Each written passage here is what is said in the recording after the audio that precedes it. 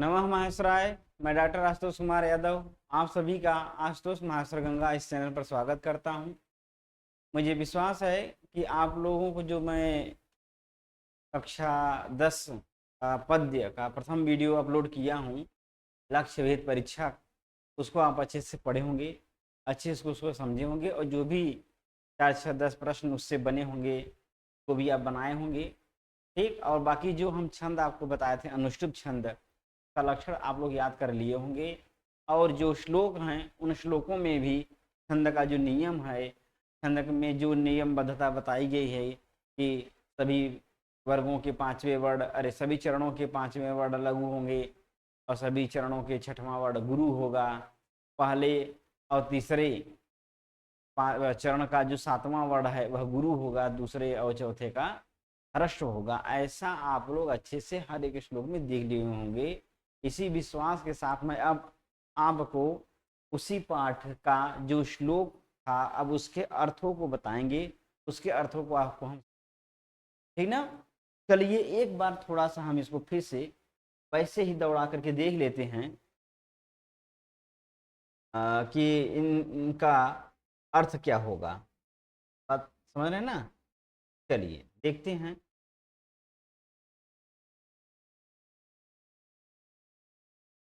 चलिए अब देखिए लिखा है, जैसे कहा कि देखिए पूरे खाली वैसे ही जानकारी दे रहे हैं कि कल ही बता दिए थे, जैसे आपने इस पाठ में पढ़ा कि यह जो लक्ष्य भेद परीक्षा नामक पाठ है यह महाभारत के आदि पर्व के 123वें अध्याय से लिया गया है। महाभारत के रचनाकार कौन है? तो वेद व्यास। इसमें जो पांडवों और कौरवों के गुरु अर्थात द्रोणाचार्य जी हैं, वे अपने शिष्यों की आज लक्ष्य को भेद करने का, किसी भी टारगेट को भेद करने का परीक्षण करेंगे, उनकी परीक्षा करेंगे, ठीक ना। तो वो क्या करते हैं कि ये कारीगरों के द्वारा एक बनावटी कृत्रिम गिद्ध बनवाते हैं और उसको पेड़ पर रख देते हैं और क्रमानुसार सबसे पहले युधिष्ठिर को बुलाते हैं, उनसे पूछते हैं कि आप क्या देख रहे हैं। तो उन्होंने कहा कि मैं गिद्ध को देख रहा हूँ, आपको देख रहा हूँ, अपने अन्य सहपाठियों को भी देख रहा हूँ, अपने भाइयों को देख रहा हूँ। इससे वो क्रोधित हो जाते हैं या अप्रसन्न हो जाते हैं, उनको अच्छा नहीं लगता है, उनको वहां से हटा देते हैं। इसी प्रकार से अन्य सभी राजकुमारों से वह पूछते हैं कि आप लोग क्या देख रहे हैं। सबका आंसर सेम युधिष्ठिर के ही समान आता है। तब अंत में अर्जुन को बुलाते हैं और उनसे पूछते हैं कि आप क्या देख रहे हो। तो अर्जुन भी निशाना साधते हुए बताते हैं कि हे गुरुवर, मैं सिर्फ और सिर्फ गिद्ध का सिर ही देख रहा हूँ। जिससे वे प्रसन्न होकर के इनको लक्ष्य कर भेद करने के लिए कहते हैं और वह लक्ष्य भेद करते हैं। तो इसका मतलब यह पाठ हमको यह ज्ञान देता है कि विद्यार्थी जीवन ही नहीं बल्कि किसी भी क्षेत्र में कोई भी व्यक्ति हो, यदि वह कोई भी कार्य कर रहा है तो कार्य का एक निश्चित लक्ष्य होना चाहिए। एकाग्रचित मन से सिर्फ उसी लक्ष्य पर ही हमारा ध्यान केंद्रित होना चाहिए, उसके अतिरिक्त अन्य चीजों पर हमारा मन भटकना नहीं चाहिए। यही इस पाठ में बताया गया है। हमने आपको बताया कि प्रत्येक श्लोक में जो भी आपके 16 या 28 श्लोक हैं, सब में सिर्फ और सिर्फ अनुष्टुप छंद है। अब अनुष्टुप छंद का लक्षण हमने आपको बता दिया था। श्लोके षष्ठम गुरु गेयम सर्वत्र लघु पंचमम द्विचतुष्पादयो ह्रस्वम सप्तमम दीर्घ मन्ययोः। ये आपका श्लोक था, अनुष्टुप छंद था। उसी के आधार पर हमने आपको जो आपके ये श्लोक हैं इनको भी गा करके भी बताया और जो मात्राओं का लघु गुरु का चिन्ह है वो भी बताया, फिर वर्णों को गिन के बताया। तो यहाँ तक हमने आपको बता दिया। अब हम सीधा आगे बढ़ते हैं और प्रथम श्लोक को हम पढ़ते हैं, इसको समझते।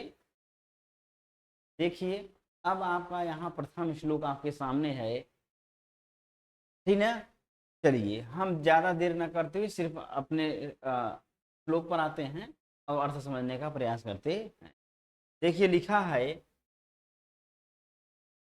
तांस्तु सर्वान् समानीय सर्वविद्यास्त्र शिक्षितान् द्रोणः प्रहणज्ञाने जिज्ञासु पुरुषर्षभः। पुरुष सब बोलेंगे, पुरुषर सभः, ऐसे पढ़ेंगे आप। पुरुष के बाद र बोल देना है, तो पुरुषर सभः ऐसे पढ़ना है। क्लियर ना? अब चलिए हम इसको एक बार गा के देख लेते हैं।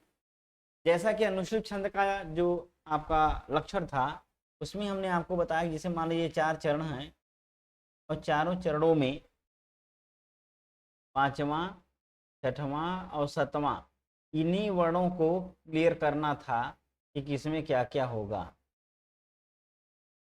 5, 6 और 7, ठीक है। ये थोड़ा बड़ा हो गया।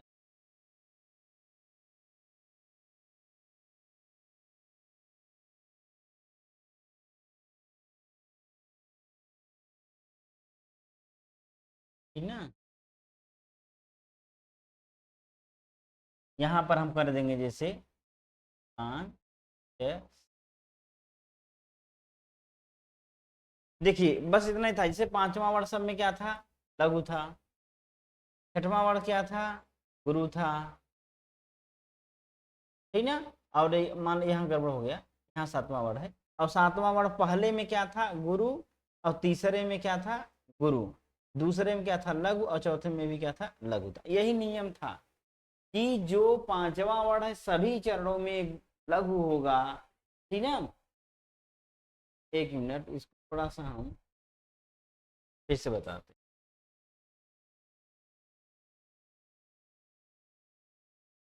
देखिए जैसे ये पहला चरण आपका हो गया, ठीक।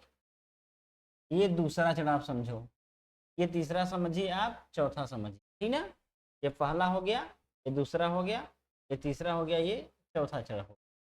5वां वर्ड देखना है, 6वां वर्ड देखना है और 7वां वर्ड देख। इसमें भी वही है, 5वां, 6वां और 7वां। 5वां वर्ड, 6वां वर्ड और 7वां देखना है। यहाँ भी 5वां वर्ड देखना है, 7वां वर्ड। तो सभी चरणों में प्रथम जो 5वां वर्ड है वो लघु हो गया और सभी चरणों में 6वां वर्ड क्या हो गया? गुरु हो गया।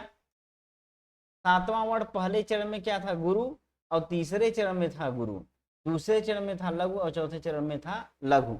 यही नियम निश्चित होता है जब हम इसको पढ़ते। अब हम आते हैं इसमें, देख लेते हैं एक बार। तो वर्डों को हम बता दिए थे कि जो आधे वर्ड होंगे, मीन्स आधा व्यंजन वर्ड होगा, उसकी गणना हम वर्ड के अंतर्गत नहीं करते हैं। किसकी करते हैं? सिर्फ और सिर्फ हम करते हैं जो स्वर और व्यंजन युक्त पूरा शब्द वर्ड है उसी की। जैसे लिखा है कांस में 1, टू में 2, 6, 3, वहां 4, 5। अब 5वां वर्ड हो गया स। अब स क्या होना चाहिए? लघु। तो स में क्या हो गया? लघु। फिर यहाँ देखिए लिखा 1, 2, 3, 4, 5 त्र। त्र के पास आया तो त्र में त आधा है, र आधा है, दोनों चला आया इधर, तो त हो गया अकेला, तीसरे हो गया लघु। फिर यहाँ 1, 2, 3, 4, 5 र अकेला है तो लघु, ठीक है। फिर 1, 2, 3, 4, 5 रू छोटा हुआ है तो लघु, ठीक है। 6वां गुरु, तो माँ क्या हो जाएगा? गुरु। सी में सी छोटा है, ई कल बताए भी थे, आप जानते भी हैं। तो यहाँ जो क है इसमें आ गया तो ये भी गुरु हो गया। और यहाँ ड़, यहाँ भी जो क है वो ड़ में आ गया, क्योंकि ज्ञ जो ज्ञ होता है, ठीक है, ज और य से मिलकर बना होता है।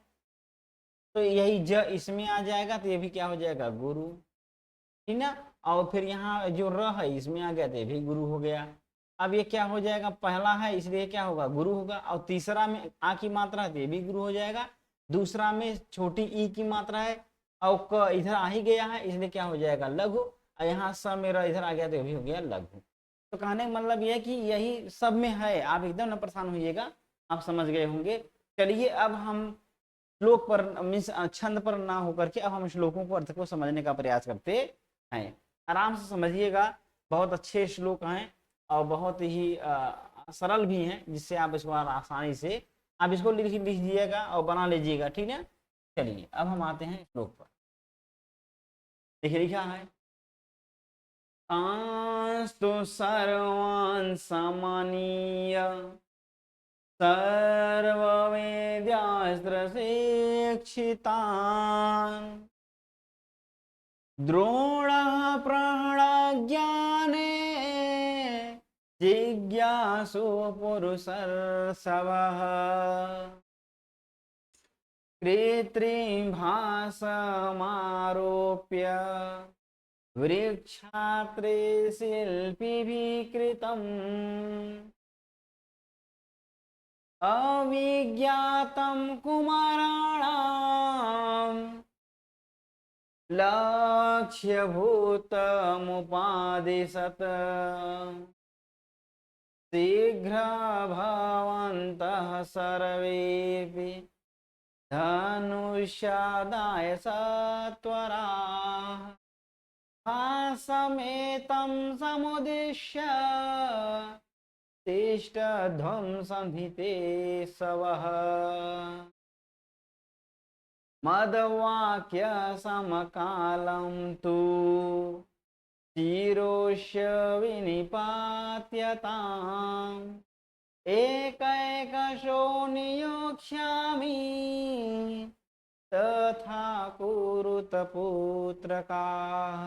ऐसे धीरे धीरे करके आप सारे श्लोकों को गा लीजिएगा, उसको याद कर लीजिएगा, जो कि आपके लिए बहुत ही अच्छा होगा, ठीक ना। चलिए अब हम अर्थ समझते हैं। देखिए, कहा कि तांस्तु सर्वान् समानीय सर्व विद्यास्त्र शिक्षितान् द्रोणः प्रहणज्ञाने जिज्ञासु पुरुषर्षभः। ठीक ना। अब हम इसका अन्वय, आपकी किताब में अन्वय भी दिया है, उसके हिसाब से पढ़ेंगे, ज्यादा समझ में आ जाएगा। देखिए, अन्वय जो शब्द होता है,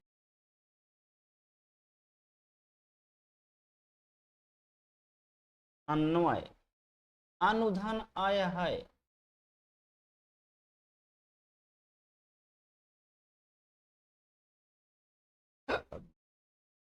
अन्वय का मतलब होता है क्रम, अर्थात जो यहाँ छंदबद्ध बनाने के लिए, अर्थात अनुष्टुप छंद बनाने के लिए शब्दों को ऊपर नीचे, मान लीजिए ये चीज यहाँ है तो अन्वय आप करेंगे, हो सकता है ये इधर चला आए, ये वाला इधर आ जाए, मतलब इन शब्दों का जो उल्टा पुल्टा रखा गया है, पहली लाइन में है, शुरू में है, अंत में है, बीच में कहाँ है, यह इसलिए किया जाता है क्योंकि हमारा जो छंद है वह क्लियर हो जाए, छंद उसमें घटित हो जाए। लेकिन जब हम श्लोक का अर्थ निकालते हैं तो अर्थ निकालने के लिए हमको क्या करना होता है, अन्वय करना पड़ता है, अर्थात शब्दों को सही क्रम से रखना होता है, क्योंकि जब तक हम शब्दों को सही क्रम से रखेंगे नहीं तब तक उसका एक सही वाक्य, सेंटेंस नहीं बन पाता है, जिससे सीधा अर्थ नहीं निकल पाता है। इसलिए शब्दों को क्या किया जाता है, जो आपके श्लोक में पद हैं उन पदों को एक क्रम में रखना ही क्या कहलाता है, अन्वय कहलाता है। तो जितने भी आप ग्रंथ देखेंगे संस्कृत के श्लोक वाले, तो सबका क्या किया गया है, अन्वय बना करके तभी अर्थ निकाला जाता है। चाहे तो आप डायरेक्ट यहाँ से भी अन्वय कर सकते हैं, या आपकी किताब में दिया ही है तो उसी अन्वय के आधार पर हम लोग पढ़ लेते हैं। क्लियर ना। चलिए, तो बात समझ में आना। अन्वय अगर कोई पूछे कि अन्वय क्या है, तो आप सिंपल सा बताएंगे आप कि अन्वय का तात्पर्य है पदों को क्रमानुसार रखना, जिससे हम एक अच्छा वाक्य या सेंटेंस बना सके और उसका सही से अर्थ निकाल सके। तो फिर अगर कोई पूछे कि आखिरकार फिर श्लोक में ही अन्वय करके क्यों नहीं लिखा गया, तब आप उनको बताइएगा कि देखिए, अगर वो अन्वय करके लिखेंगे तो जो छंद का नियम है वह छंद का नियम उसमें घटित नहीं हो पाएगा। इसीलिए छंद के नियम को घटित करने के लिए ही, प्रमाणित करने के लिए ही पदों को ऊपर नीचे आगे पीछे रखा जाता है। क्लियर ना। क्लियर ना। तो आप एकदम आराम से बता देंगे अन्वय इसे ही कहते हैं। अब आप आगे बढ़िए, हम अन्वय की तरफ देख लेते हैं एक बार। देखिए, आपका यहाँ आपका अन्वय है, इसको आप आराम से देखिए और समझने का प्रयास करिए। ठीक, चलिए देखिए, जो श्लोक आपका लिखा था तांस्तु सर्वान् समानीय वाला, यहाँ देखिए। अच्छा, इसमें पहले और दूसरे दोनों श्लोकों का अन्वय एक साथ कर दिया है, इसलिए क्योंकि दोनों श्लोक एक दूसरे से संबंधित हैं। जैसे लिखा है कि प्रहण ज्ञाने जिज्ञासु पुरुषर्षभः द्रोणः, अब ये जो प्रज्ञाने है, जिज्ञासु है, अपुरुषर्षभ है, यह तीनों पद द्रोणाचार्य के क्या हैं? विशेषण हैं। ठीक ना? जैसे कहा प्रज्ञाने अर्थात अस्त्र विद्या का ज्ञान प्राप्त करने की, ज्ञान को जानने की इच्छा वाले, या धनुर्विद्या के ज्ञान के, ध्यान लिखा है जिज्ञासु, जिज्ञासु मीन्स जानने की इच्छा वाला। तो जानने की इच्छा वाला कौन है? तो द्रोणाचार्य हैं। द्रोणाचार्य कैसे हैं? पुरुष प्लस ऋषभ, दो शब्द है, इसमें गुण संधि हुआ है। क्या है? पुरुष प्लस ऋषभ। ऋषभ का अर्थ होता है श्रेष्ठ, अपुरुष माने पुरुष, जो पुरुषों में, मनुष्यों में क्या हो? श्रेष्ठ हो। ऐसे पुरुषों में श्रेष्ठ द्रोणाचार्य। ठीक ना? तो फिर से समझिए, कहा प्रणज्ञाने अर्थात धनुर्विद्या या अस्त्र विद्या के ज्ञान के जिज्ञासु, जानने की इच्छा वाले जो पुरुषों में श्रेष्ठ द्रोणाचार्य जी हैं, वे सर्व विद्या अस्त्र, अलग करेंगे। सर्व माने सभी, विद्या माने विद्याओं, और अस्त्र माने अस्त्रों के, शिक्षितान माने शिक्षित, जानकार, पढ़े लिखे लोग, तान माने उन, तान माने उन, सर्वान माने सभी, ये भी द्वितीय विभक्ति बहुवचन का रूप है। शिक्षितान भी द्वितीय विभक्ति बहुवचन का रूप है, और तान भी द्वितीय विभक्ति बहुवचन का रूप है। माने शिक्षित उन सभी शिष्यों को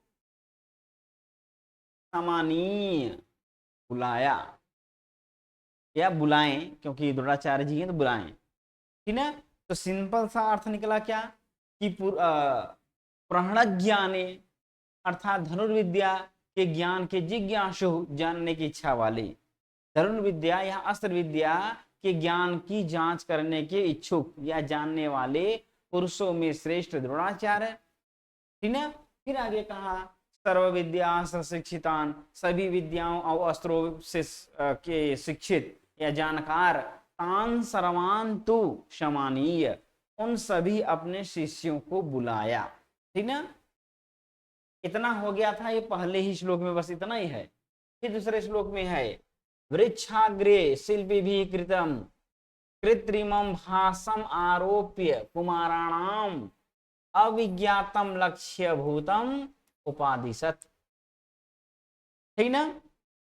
कहा कि वृक्षाग्रे, वृक्ष के अग्रभाग पर अर्थात वृक्ष के डाली पर, टहनी पर, या ठीक है डाली पर ही, तो वृक्ष के अग्रभाग पर या ऊपरी स्थान पर शिल्पी भी, तृतीय विभक्ति बहुवचन, अर्थात शिल्पकारों के द्वारा, कलाकारों के द्वारा, कृतम बनाए गए, कृत्रिम बनावटी, भाषम का अर्थ होता है गिद्ध, भाषम का अर्थ क्या है? गिद्ध। गिद्ध को आरोपी माने रख करके, आंग उपसर्ग है, उपसर्ग है, और उसके बाद लेप प्रत्यय लगा हुआ है इसमें, ठीक है? और रोप धातु होगा क्योंकि उसका ओ हो गया है, आरोपी माने रख करके। ठीक है? फिर से देखिए, कहा वृक्ष के अग्रभाग पर कला शिल्पकारों के द्वारा बनाए गए बनावटी भास को रख करके, कुमाराणाम, जो कुमार अर्थात राजकुमार, उन राजकुमारों को, षष्ठी बहुवचन है, तो राजकुमारों को अविज्ञातम लक्ष्य भूतम। देखिए अविज्ञातम, विज्ञात माने जानकारी होना, और अ माने नहीं, नए तत्पुरुष समास हो जाएगा, अर्थात जिसके बारे में कोई जानकारी न हो, ऐसे लक्ष्य को आधारित बनाकर या लक्ष्य को करने के लिए, ठीक ना, उपादिशत माने उपदेश देते, गिद्ध को रख दिए और उनको बताए नहीं कि कैसे क्या करना है क्या नहीं करना है। ठीक ना? बस इतना वह पूछे कि बिना जानकारी में ही उनको उपदेश देते हैं या आदेश देते हैं या कहते हैं।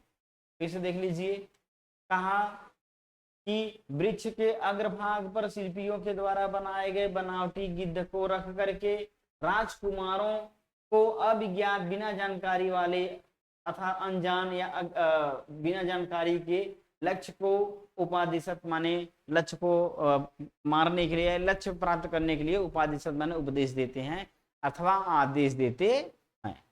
ठीक ना। एक बार श्लोक में देख लीजिए, क्योंकि आप मान लीजिए श्लोक पढ़ रहे हैं तो श्लोक से आप देख लेंगे ज्यादा सही होगा। तो देखिए यही है आपका पहला श्लोक। तो कहा देखिए यहाँ है तांस्तु, तान माने उन, सर्वान सभी अपने शिष्यों को, समानीय माने बुलाएं। कैसे शिष्य हैं? तो सर्व विद्यास्त्र शिक्षितान, सभी विद्याओं अस्त्रों से सुसज्जित या शिक्षित उन सभी शिष्यों को बुलाएं। कौन बुलाएं? तो द्रोणाचार्य। कैसे द्रोणाचार्य हैं? तो वह प्रज्ञानी मिस धनुर्विद्या के ज्ञान के जिज्ञासु हैं। ऐसे पुरुषों में श्रेष्ठ द्रोणाचार्य सभी विद्याओं और अस्त्र से शिक्षित सभी छात्रों को समानीय माने बुलाते हैं। ठीक है। कृत्रिम भाषम आरोप्य माने बनावटी गिद्ध को रख करके, कहा वृक्षाग्रे माने वृक्ष के अग्रभाग पर, शिल्पी भी, यहाँ देखिए गलत हो गया है, आप किताब में देख लेंगे, यहाँ क्या है वृक्षाग्रे है, ठीक ना। शिल्पी भी कृतम, शिल्पियों के द्वारा बनाए गए घास को वृक्ष के अग्रभाग पर ऊपरी स्थान पर आरोप माने रख करके, अविज्ञातम कुमाराणाम, और कुमारों राजकुमारों को बिना जानकारी में ही लक्ष्य को निश्चित करने के लिए, लक्ष्य भेद करने के लिए उपादिशत माने आदेश देते हैं। क्लियर ना। चलिए आगे हम लोग बढ़ जाते हैं। फिर आगे क्या होता है? कहा शीघ्र भवन्तः सर्वेपि धनुष्य आदाय सत्वराः भासमेतत् समुद्दिश्य तिष्ठध्वं संधि तेसवः। अब ये बताना चाह रहे हैं, वो आदेश करते हैं, क्या कह रहे हैं? उपदेशक में आदेश देते हैं, क्या देते हैं? कहा शीघ्र भवन्तः, भवान भवन्तौ भवन्तः, भवत मूल पद है, उसी का रूप जब चलाएंगे तो बहुवचन में, प्रथमा विभक्ति बहुवचन में रूप बनेगा भवन्तः। ठीक ना। क्या बनेगा? भवन्तः। यहाँ हो जाएगा प्रथमा विभक्ति बहुवचन, एक माने विभक्ति और तीन माने वचन। सर्वे, अब सर्वे भी कहाँ को हो गया? प्रथमा विभक्ति बहुवचन, सर्वः सर्वौ सर्वे, ये भी बहुवचन हो गया, प्रथमा का बहुवचन। सभी शिष्यों को ना, या सर्वेपि, भवन्तः माने आप, सर्वे माने सभी, तो आप सभी शीघ्र ही धनुष को आदाय लेकर के, सत्वरा माने शीघ्रता पूर्वक, आसम एतम, एतम माने इस, अलग करेंगे एतम हो जाएगा, इस एतम माने इस, भाषम माने गिद्ध को, समुद्देश्य उद्देश्य करके, ले लक्ष्य करके, तिष्ठध्वम अर्थात बैठ जाइए, संधित ईशवः, ऐसे है, दो शब्द है, संधित प्लस ईशवः है।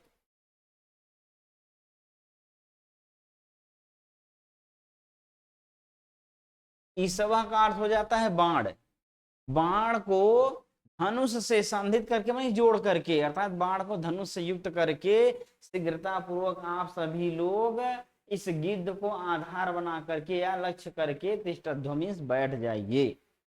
ये कौन कहते हैं? द्रोणाचार्य कहते हैं। क्लियर ना। सीधा सिंपल अर्थ था। कहा कि भवन्तः सर्वे, आप सभी लोग शीघ्रता पूर्वक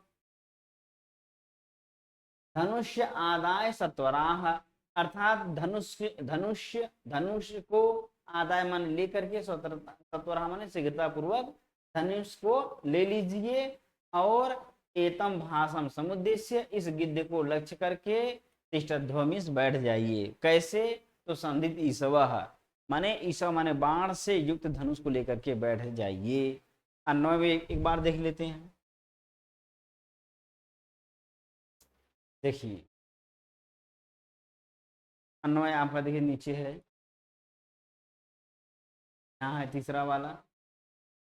कहा अन्वय में देखिए लिखा है द्रोणो अकथयत, माने द्रोणाचार्य जी कहते हैं, भवन्तः सर्वे अपि धनुंसि आदाय, माने आप सभी लोग, ठीक ना, भवन्तः सर्वे मीन्स आप सभी, धनुंसि माने धनुष को, आदाय माने लेकर के, आप सभी लोग धनुष को लेकर के, एतम माने इस भाषा माने गिद्ध को, समुद्देश्य माने लक्ष्य करके, संधित एसवः अर्थात बाण को जोड़ करके, बाण को धनुष से युक्त करके, सत्वरा माने शीघ्रता पूर्वक, तिष्ठध्वम माने बैठ जाए। बात क्लियर ना? तो अन्वय में थोड़ा अर्थ निकालने थोड़ा आसानी हो जाती है। और सिंपल सा कथन है कि आप सभी लोग धनुष को लेकर के इस गिद्ध को लक्ष्य करके और धनुष को बाण से युक्त करके शीघ्रता पूर्वक बैठ जाइए। देखिए नीचे टिप्पणी भी देख आप लोग पढ़ लिया करिए, क्योंकि इसमें आपका संधि समास थोड़ा बता दिया जाता है। जैसे लिखा है सत्वराह, त्वरया सहित माने शीघ्रता के साथ, त्वरया संहिता शीघ्रता के साथ, शीघ्रता पूर्वक लिखा है ना। संधित ईशव, देखिए संधिता ईशव यही तृतीय अभिव्यक्ति बहुवचन का रूप है, इसलिए बताए थे ना संधित प्लस ईशव गुण संधि। तो कहा धनुष पर बाण चढ़ाए हुए, संधित माने चढ़ाना या जोड़ना लगाना, ठीक है। इसको तो ईशवा माने बाण को, ईशवा माने बाण हो गया, संधिता माने जोड़ करके, अर्थात बाण को धनुष से जोड़ करके धनुष पर चढ़ाए हुए। तिष्ठध्वम माने बैठो। समुद्देश्य, अब देखिए सम उपसर्ग है और उत धातु है, अरे उत भी उपसर्ग है, दो उपसर्ग है, सम उपसर्ग है, उत उपसर्ग है, दिस धातु है, और फिर क्या है, त्वा के स्थान पे क्या हो जाएगा, लेप हो जाएगा। देखिए त्वा का अर्थ होता है करके और लेप का भी अर्थ होता है करके, दोनों प्रत्यय हैं। जब किसी भी धातु के पहले अगर उपसर्ग आ गया तब हम त्वा प्रत्यय न लगा करके कौन सा प्रत्यय लगाते हैं, लेप। अब अगर मान लीजिए उपसर्ग नहीं लगा हुआ है तो करके अर्थ में हम कौन सा प्रत्यय लगाते हैं, त्वा प्रत्यय लगाते हैं, ठीक है। तो यहाँ देखिए लिखा है ना लक्ष्य करके, यही करके अर्थ देता है, कौन कौन, त्वा भी और लेप भी। जब धातु के पहले क्या होगा, उपसर्ग होगा, तब हम वहां क्या लगा देंगे, लेप। अगर उपसर्ग नहीं होगा तब हम लगाएंगे त्वा, जैसे पठित्वा। अब पठ धातु से त्वा प्रत्यय लगाए हैं,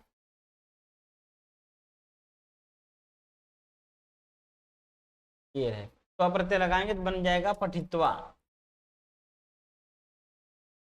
यहाँ पर आपका लेप प्रत्यय नहीं आएगा, लेकिन जैसे यहाँ पर समुद्देश्य, यहाँ पर यह बचा हुआ है और यहाँ पर उपसर्ग है सम, इसलिए क्या हो जाएगा, लेप प्रत्यय। बात क्लियर ना, कोई दिक्कत नहीं होना चाहिए, बहुत आसान है। चलिए हम लोग आगे बढ़ जाते हैं, अगला जो आपका श्लोक है उसको देख लेते हैं। चौथा श्लोक देखिए लिखा है, कितना टाइम है, चलिए अभी टाइम है, कम से कम 5 श्लोक हम तो देख ही ले सकते हैं। लिखा जैसे मद वाक्य समकालम तो शिरो अस्य विनिपात्यताम एक एकसो नियोक्षयामि तथा कुरुत पुत्रकाः। अब यहाँ पुत्र का संबोधन वाक्य हो गया कि हे पुत्रों, हे शिष्यों, तथा कुरुत वैसा करना, ठीक है। कहा एक धन एक, एक एकशः माने एक एक को, नियोक्षयामि नियुक्त करूंगा, तथा कुरुत अवैसा करना, हे पुत्रों। कहा मत वाक्य समकालम, इसको अलग करेंगे तो हो जाएगा मत, फिर हो जाएगा वाक्य समकालम, माने मेरे वाक्य के कहने पर, मेरे कहते ही, ठीक ना, समकालम माने उसी समय, मेरे कहने के ही समय। शिरः अस्य, यहाँ पूर्व रूप संधि है, अस्य अलग करेंगे बन जाएगा शिरः प्लस अस्य। संधि पढ़ाएंगे सब आपको क्लियर हो जाएगा कैसे हो रहा है, अभी आप इतने समझिए। अस्य माने इस, भाषम माने अपने साथ ले लीजिए, इस गिद्ध के शिरः माने सिर को, विनिपात्यताम अर्थात लक्ष्य करके भेद करके गिरा देना है, ठीक ना। क्या कहें कि अस्य शिरः, इस गिद्ध के सिर को विनिपात्यताम माने काट करके या भेद करके गिरा देना है। और मैं एक एकसा निक्षयामी, नियोक्षयामी उत्तम पुरुष एक वचन का रूप है, इसलिए क्या होगा कि मैं, अर्थात मैं आदेशित करूंगा, मैं कहूंगा, जैसे ही मैं कहूंगा एक एक करके, एक एकशः नियोक्षयामि एक एक को नियुक्त करूंगा, तथा कुरुत पुत्रकाः, हे पुत्रों तब मैं जैसा मत वाक्य समकालम, मेरे कहते ही आप लोग तथा कुरुत वैसा करेंगे जैसा मैं कहूंगा। मैं देख लीजिए एक बार, तो इसमें आपका तीसरा श्लोक अगले पेज में है। चलिए यहाँ पर आपका चौथा श्लोक है, उसको देख लेते हैं हम लोग। चौथे श्लोक का अन्वय आपका इसी में है।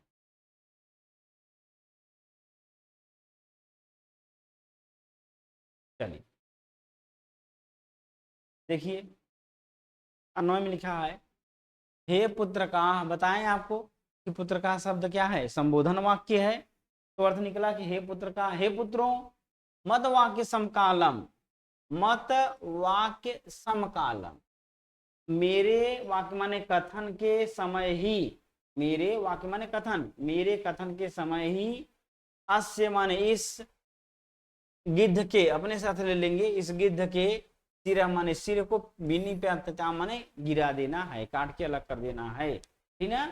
एक एक सह, एक एक व्यक्ति को, एक एक शिष्य को, नियोक्ष्यामि, उत्तम पुरुष एक वचन, मैं नियुक्त करूंगा, फ्लेट लकार का रूप है, तथा कुरुत वैसा करना, ठीक ना।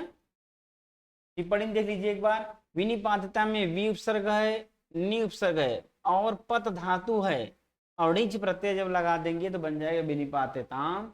यह लोट लकार का कर्मवाच्य का रूप है ना। विनिपातताम का अर्थ क्या हो गया, गिरा दिया जाए, अलग कर दिया।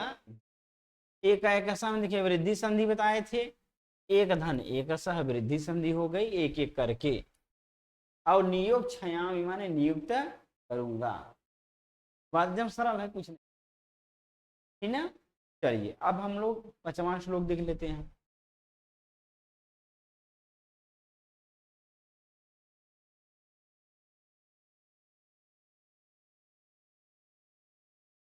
देखिए पांचवा श्लोक का एक लाइन यहाँ है, बाकी लाइन अगले पेज में है, हम इसको भी देख लेते हैं।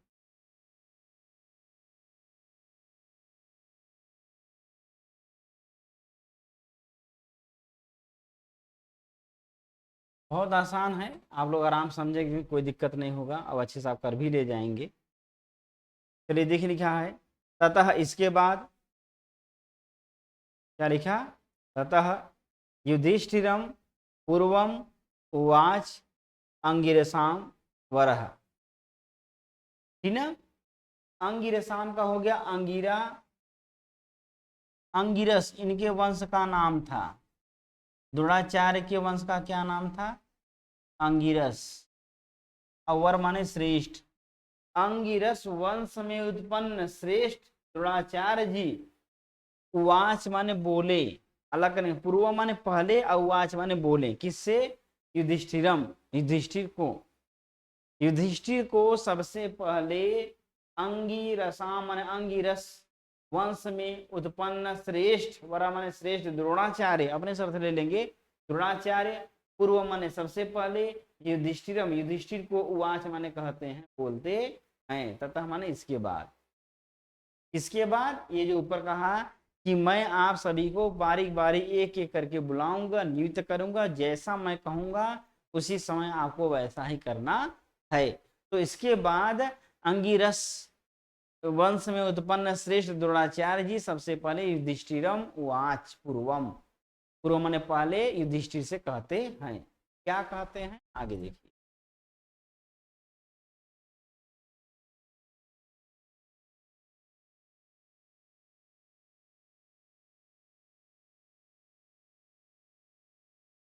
तो नीचे करते हैं, नीचे है इसमें,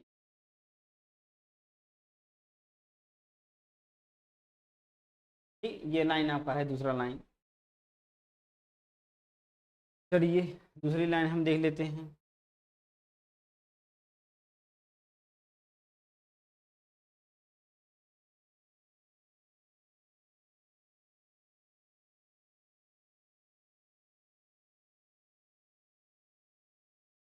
चलिए क्या कहा, अंधस्व बाणम दुर्धर्ष, मत वाक्य अंते विमुच्य तम, ठीक ना।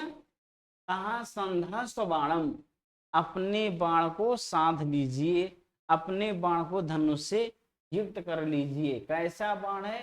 दुर्धर्षम माने कठोर, और कठोर का तात्पर्य यह है कि ऐसा बाण जो किसी के मतलब अगर वो हम लक्ष्य करें तो वह लक्ष्य निश्चित रूप से लग जाए, ठीक ना। मद वाक्य अंते, मेरे वाक्य के अंत में अर्थात जैसे ही मैं कहूंगा वैसे ही दुर्धर्ष माने भयंकर लक्ष्य करने वाले, ठीक ना, ऐसे बाणम, इस बाण को विमुच्य माने छोड़ देना, ठीक ना, विमुच्यतम अर्थात छोड़ देना। संधस्व अर्थात धनुष से युक्त अपने बाण को, मत्य वाक्य अंते, मेरे कहने के अंत में, मेरे कहने के बाद ही, विमुच्यतम छोड़ देना, ठीक ना। अन्वय देख लीजिए आप।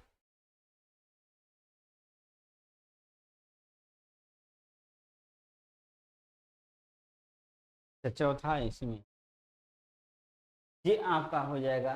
पांचवा वाला अन्वय देखिए, यहां लिखा है तथा माने इसके बाद,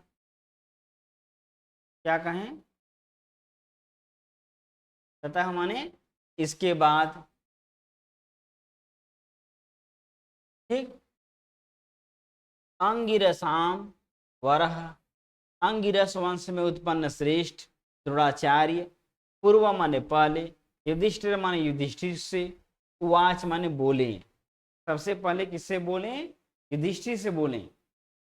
दुर्धर्षम अत्यधिक कठोर या लक्ष्य भेद करने वाले या असहनीय, आप जो भी कह सकते हैं, ऐसा धनुष या ऐसा बाण जिसको सहा न जा सके, ऐसे दुर्धर्ष बाण माने बाण को, संधस्व माने निशाना साध लो अर्थात निश्चित कर लो, ठीक है। ठीक कहा। मत अलग हो गया है, मत वाक्य अंते विमुच, और मेरे वाक्य के अंत में ही छोड़ देना है। विमुच माने छोड़ो, ठीक है। ऐसा कौन कहते हैं? द्रोणाचार्य कहते, ठीक है। इस देखिए कहा तथा माने इसके बाद, अंगीरस वंश में उत्पन्न श्रेष्ठ, वर माने श्रेष्ठ द्रोणाचार्य, पूर्व माने पहले, युधिष्ठिर माने युधिष्ठिर को, वाच माने बोले, हे युधिष्ठिर, दुर्धर्षम माने कठोर या असहनीय बाण को संधस्व माने निशाना लगा लो, अर्थात धनुष बाण से युक्त करके निशाना लगा लो। और मत वाक्य अंते, मेरे वाक्य के अंत में, उसके बाद मैं जो बात कहूंगा उसके बाद ही, तम माने उस बाण को, विमुच्य माने को, तम माने उसको, विमुच्य माने छोड़ो। यहाँ तम का अर्थ हो जाएगा बाण को, ठीक ना। देख लीजिए टिप्पणी में क्या है, अंगिरा सांवर लिखा है, अंगिरा वेद पुराणों में प्रसिद्ध एक ऋषि हुए थे, अंगिरा ऋषि थे, और उन्हीं के वंश में उत्पन्न हुए द्रोणाचार्य, इसलिए इनको कहा गया अंगिरस, और उनका गोत्र प्रचलित है। छोड़िए, फिर आगे कहा, और देखिए आगे लिखा कि द्रोणाचार्य उसी गोत्र के श्रेष्ठ ऋषि हैं। दुर्धर्षम माने जिससे कोई सह न सके, यह बाण का विशेषण है, ठीक ना। अगर कोई पूछे दुर्धर्ष किसका विशेषण है तो आप बाण का बता देंगे। संधस्व माने निशाना लगा लो, कहा सन सर्ग है, धातु लोट लकार मध्य पुरुष एक वचन का रूप है, साधो, निशाना लगाओ, भली भात निशाना लगा करके बैठ जाओ, ठीक ना। सिंपल सा अर्थ है, बस इतना ही है। तथा माने इसके बाद, अंगिरसाम्बर, अंगिरस वंश में उत्पन्न श्रेष्ठ द्रोणाचार्य जी, पूर्वम उवाच युधिष्ठिर, सबसे पहले युधिष्ठिर से बोलते हैं कि दुर्धर्षम बाणम संधस्व, अत्यंत अधिक कठोर या सहन न करने योग्य ऐसे बाण का निशाना लगा लो, और मत वाक्य अंते तम विमुच, मेरे वाक्य के अंत में ही, तम माने उस बाण को, विमुच माने छोड़ देना। ये आपका पांचवा श्लोक हो जाता है। अंतिम श्लोक आप देख लीजिए, छठवां वाला है।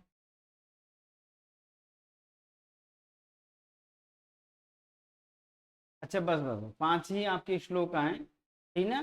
पांच ही श्लोकों को आपको देखना है, बाकी और जो अब 10 से लेके 10 तक और जो श्लोक हैं हम आपको नेक्स्ट वीडियो में पढ़ाएंगे, ठीक है। तो आप पहले क्या करिए, जो 5 श्लोक हैं इन श्लोकों को अच्छे से पढ़िए, इनका अर्थ समझिए, अन्वय समझिए, इसमें जो टिप्पणियां हैं उनको समझें, क्योंकि टिप्पणियों से भी प्रश्न आता है। क्योंकि आपका जो आता है व्याकरण वाला प्रश्न कि इसमें कौन सा समास है, इसमें कौन सी धातु है, इसमें कौन सा प्रत्यय है, वो सब यहीं से ही आते हैं। इसलिए आप इसको जरूर पढ़ा करिए, टिप्पणी वाला जो पाठ दिया हुआ होता। क्लियर ना? तो विश्वास है कि आप लोग अच्छे से समझ गए होंगे, आप लोगों को कोई दिक्कत नहीं हुआ होगा, ठीक ना? देख लीजिए, सबसे पहले जो आपका श्लोक था उसमें यही बस कहा गया कि सर्वान तान माने उन सभी शिष्यों को जो कि सर्व विद्या अस्त्र शिक्षितान है, सभी विद्या अस्त्रों को जानने वाले, ऐसे उन सभी शिष्यों को मानिए माने बुलाते हैं। फिर द्रोणाचार्य जो कि प्रण ज्ञान धनुष ज्ञान की इच्छा वाले, जानने की इच्छा वाले ऐसे पुरुषों में से द्रोणाचार्य जी बुलाते हैं। और फिर आगे कहा कि विभीकृतम अर्थात शिल्पकारों के द्वारा बनाए गए बनावटी भास को वृक्ष के ऊपर आरोप मिश्र करके और कुमाराणाम मिश्र राजकुमारों से बिना जानकारी में ही लक्ष्य करने का आदेश करते हैं। फिर आगे कहा कि आप लोग सर्व ही भवंत माने आप सभी लोग शीघ्रता मैंने शीघ्रतापूर्वक धनुष्य आदाय धनुष को ले लीजिए और एतम भाषम समुद्देश्य इस भाषा को लक्ष्य करके सत्वराह तिष्ठध्वम माने शीघ्रतापूर्वक बाण को धनुष युक्त करके बैठ जाइए। फिर कहा मेरे वाक्य के अंत में ही या मेरे कहने के बाद ही इस अस्य माने इस गिद्ध के सिर को बिनिपात्यता माने गिरा देना है। अब मैं एक एक लोगों को नियुक्त माने नियुक्त करूंगा, उसके बाद तथा कुरुत पुत्र कहा वैसे ही आप लोगों को करना है। इसके बाद सबसे पहले तथा माने इसके बाद पूर्व माने पहले युधिष्ठिर माने युधिष्ठिर से उवाच माने बोले कौन अंगिरारसा वरह माने अंगिरस में उत्पन्न होने वाले श्रेष्ठ द्रोणाचार्य जी सबसे पहले किससे बोलते हैं? तो युधिष्ठिर से बोलते हैं। युधिष्ठिर से कहते क्या कहते हैं देख लीजिए, संधस्त बाणम दुर्धर्ष मत वाक्यांते विमोचितम, अर्थात कैसा दुर्धर्ष माने अत्यधिक असहनीय बाण को संधस्त माने निशाना लगा करके ना मत वाक्यांते मेरी वाक्य के अंत में ही तब माने उस बाण को विमोच माने छोड़ देना। इतना ही इसका अर्थ है। इन पांचों श्लोकों को आप पढ़िए, गा करके याद कर लेंगे तो ज़्यादा अच्छा होगा। समय अनुष्ठुप छंद है वो आप चेक कर, ठीक है। तो आज के लिए इतना ही। नमः माय।